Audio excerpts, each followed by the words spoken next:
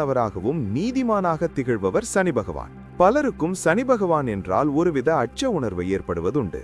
ஜோதிடத்தை பின்பற்றாதவர் கூட சனி பெயர்ச்சியின் போது அவரின் ராசிக்கான பலன்கள் எப்படி இருக்கும் என்பதை பார்க்க ஆர்வம் காட்டுவர். அப்படிப்பட்ட சனி பகவானின் பிறப்பு குறித்த புராண கதை பார்ப்போம். இந்த வீடியோ ரொம்ப இன்ட்ரெஸ்டிங்கா இருக்க போகுது. ஸ்கிப் பண்ணாம ஃபுல் வீடியோ பாருங்க. வாங்க வீடியோக்குள்ள போலாம். இந்து மதத்தில் சனி இறைவன் தண்டனையின் கடவுளாக மிகவும் மதிக்கப்படுகிறார். அவர் ஒருவரின் தவறான செயல்களை கணக்கிட்டு அவ்வப்போது அதற்கேற்ப தண்டனைகளை வழங்குவதில் வல்லவர். இந்து மதத்தில் அவருக்கு அஞ்சாதவர் எவரும் இலர். சூரிய சித்தாந்தத்தில் குறிப்பிடப்பட்டுள்ளபடி தவறு செய்பவர்களுக்கு உரிய நேரத்தில் உரிய தண்டனையை வழங்கும் ஆற்றல் கொண்டவர். சனி திசையில் இருக்கும் மனிதர்களுக்கு ஒருவித பயத்தை மனதில் உருவாக்குவார் சனி பகவான். அதிலும் யாரேனும் தவறான பாதையில் செல்கிறார் என்றால் அவர்களுக்கு மரண பயத்தையே காண்பித்து விடுவார். ஒருமுறை சிவபெருமானை நோக்கி சனி பகவான் கடுமையான தவம் புரிந்தார். அவரின் தவத்திற்கு பிரதிபலனாக சிவபெருமான் ஒரு வரமளித்தார். மனிதர்களின் தவறுகளுக்கேற்ப தண்டனைகளையும் அவர்களின் நல்ல செயல்களுக்கு வெகுமதியும் தரும் வரத்தை வழங்கினார்.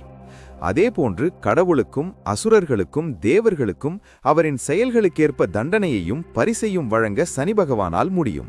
ஒருவரின் தீய செயலுக்கு தண்டனை கொடுக்கும் வரத்தை இவ்வளவு கடுமையான தவம் இருந்து பிடிவாதமாக சிவனிடம் வாங்கியதற்கு முக்கிய காரணம் அவர் தந்தை சூரிய பகவான் தான். அவர் தந்தையின் தவறான செயலுக்கு சனி பகவான் பலியானார். இதனால் கோபம் கொண்ட சனி இந்த வரத்தை சிவனிடமிருந்து பெற்றார்.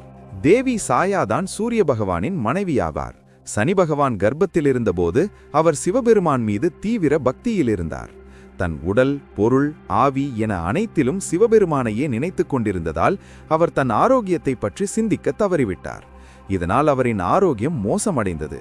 மேலும் இது அவரின் குழந்தையின் ஆரோக்கியத்தையும் பாதித்தது. இதன் விளைவாக குழந்தை மிகவும் பலவீனமாகவும் இருண்ட நிறத்திலும் பிறந்தது. தனது மகன் தன்னை போல பிரகாசத்துடனும் வலிமையுடனும் இல்லாமல் மிகவும் பலவீனமாகவும் இருண்ட நிறத்திலும் இருந்ததால் சூரிய பகவான் சனியை தன் மகனாக ஏற்றுக்கொள்ள மறுத்துவிட்டார். அது மட்டுமின்றி தனது மனைவி சாயாவையும் ஏற்றுக்கொள்ள மறுத்துவிட்டார். அவரின் நிராகரிப்பால் தாய் மகன் இருவரும் அவமானப்படுத்தப்பட்டு பெரிய துன்பத்திற்கு ஆளானார்கள்.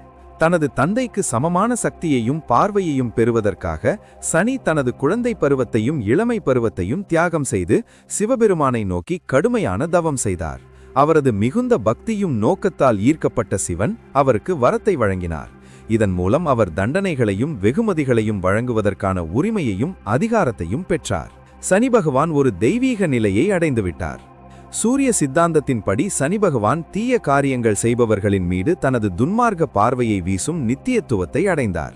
அவரின் சக்தியை கொண்டு எந்த கடவுளுக்கும் அசுரர்களுக்கும் தேவர்களுக்கும் அவர்களின் செயல்களுக்கு